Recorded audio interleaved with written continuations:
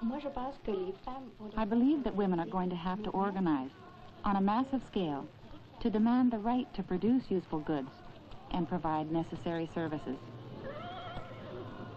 Outside of Litton, women try to bring public attention to the fact that we don't need to work for the military in order to have jobs.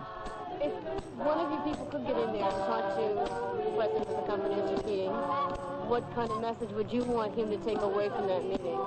Basically, to stop the production of the guidance system for the cruise missile today and to set up a collective that would work on conversion of the military machinery that is now at Litton, to convert it to a socially useful product.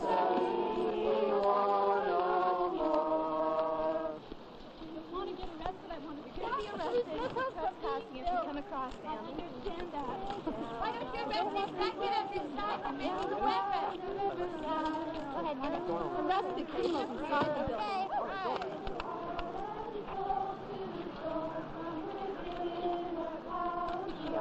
Today's protest begins a week of demonstrations against Litton.